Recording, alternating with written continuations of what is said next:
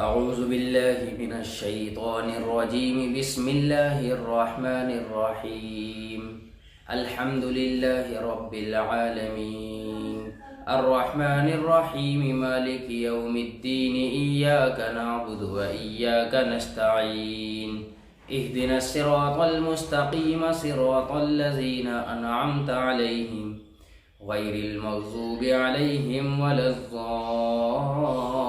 الضالین آمین۔ صدق اللہ العظیم۔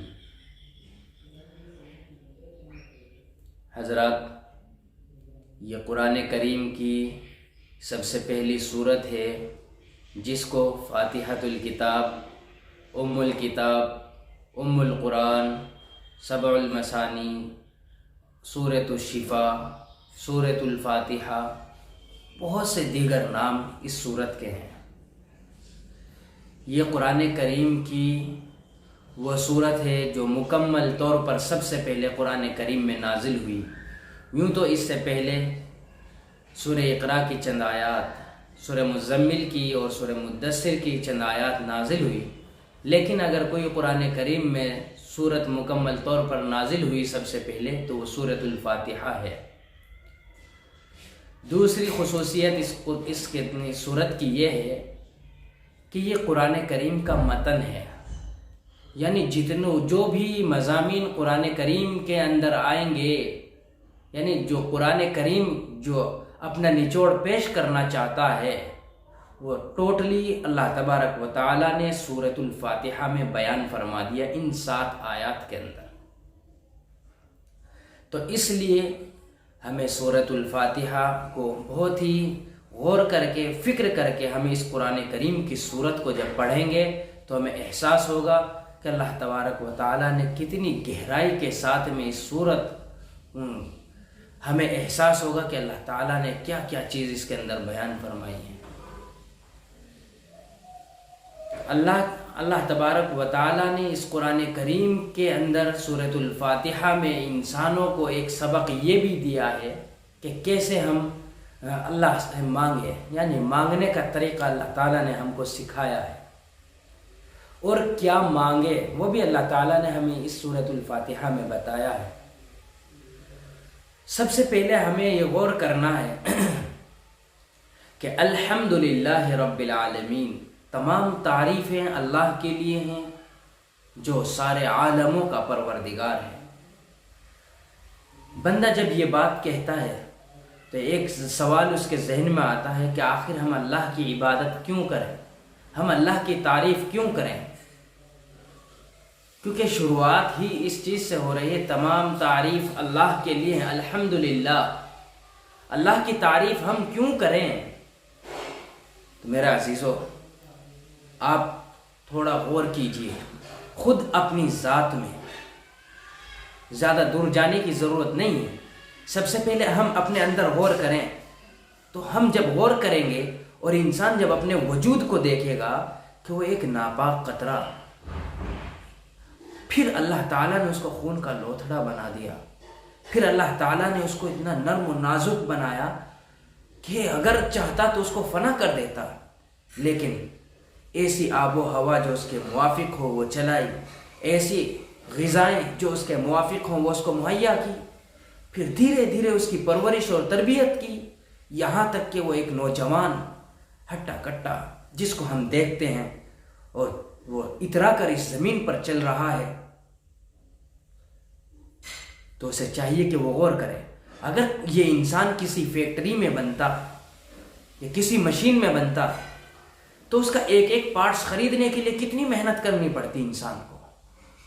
ہاتھ کہیں سے خرید کر لا رہا ہے، پیر کہیں سے خرید کر لا رہا ہے، پھر آنکھ کہیں سے خرید کر لا رہا ہے، قلب یعنی دل کہیں اور سے خرید کر لا رہا ہے، ہر پارٹس کو خریدتا پھرتا پھر ایک انسان بناتا، پھر اس آنکھوں کے اندر روشنی کہاں سے لاتا، اس دل کے اندر وہ دھڑکنیں کہاں سے لاتا، وہ طاقت اللہ تعالیٰ نے جو انسان کو عطا فرمائی وہ طاقت کہاں سے حاصل کرتا۔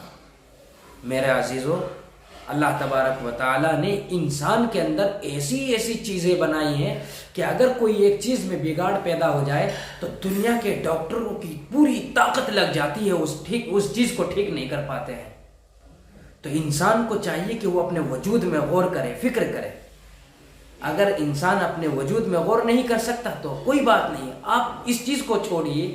آپ اپنی جب رات کو سوتا ہے انسان تو دیکھے آسمان کو کیسے خوبصورت بنا دیا اللہ نے، چاند نکالا، ستارے نکالے، کیا خوبصورت نظارہ ہوتا ہے آسمان کا۔ کیا اللہ نے ایسے ہی بنا دیا؟ کسی انسان کے بس کا تھا اتنا بڑا چاند بنانا؟ کسی انسان کے بس کا تھا کہ وہ پوری زمین کو بنا دیتا، اس کے اندر اتنے بھاری بھاری پہاڑ کھڑے کر دیتا؟ کہ انسان اس چیز میں غور کرے کہ اللہ تعالیٰ نے کیسے نہریں نکال دی ہیں، کیسے برف کے پہاڑ بنا دیے ہیں، اور کیسے اللہ تعالیٰ نے سمندروں کو پانی سے بھر دیا ہے۔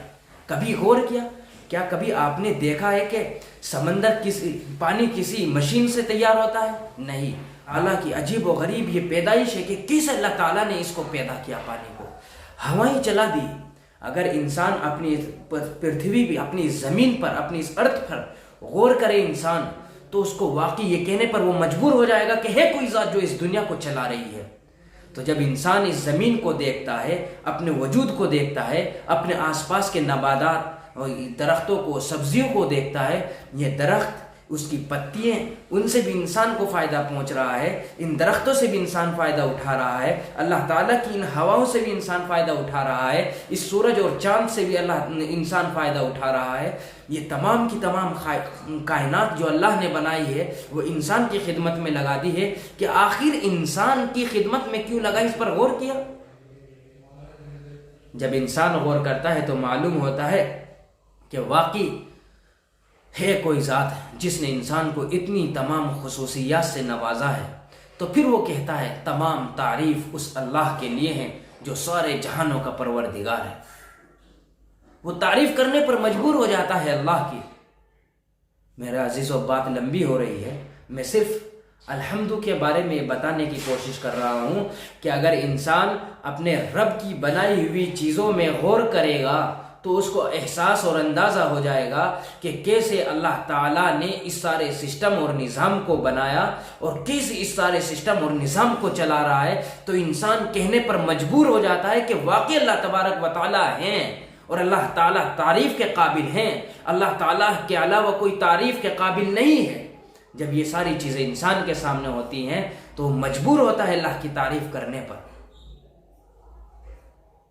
آپ غور کیجئے، کیا کسی انسان کے بس کا ہے سورج بنانا؟ آپ غور کیجئے، چاند کوئی انسان بنا سکتا ہے؟ خلا میں اتنے بڑے بڑے سیارے تیر رہے ہیں، کسی انسان کے بس کا ہے یا اپنا آپ ہی وجود میں آ گئے ہیں؟ یہ زمین جس پر ہم رہ رہے ہیں کسی انسان کے بس کا ہے؟ اس زمین میں جتنے درخت ہیں، جتنے پودے ہیں اور جتنی بھی کھانے پینے کی اشیاء ہیں جو زمین سے اللہ تعالیٰ نکال رہا ہے، کیا کسی انسان کے بس کا ہے نکال دیتا ان چیزوں کو؟ نہیں۔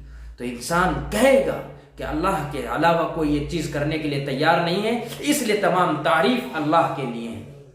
اللہ تعالیٰ ہمیں صحیح باتوں پر عمل کرنے کی توفیق مرحمت فرمائے۔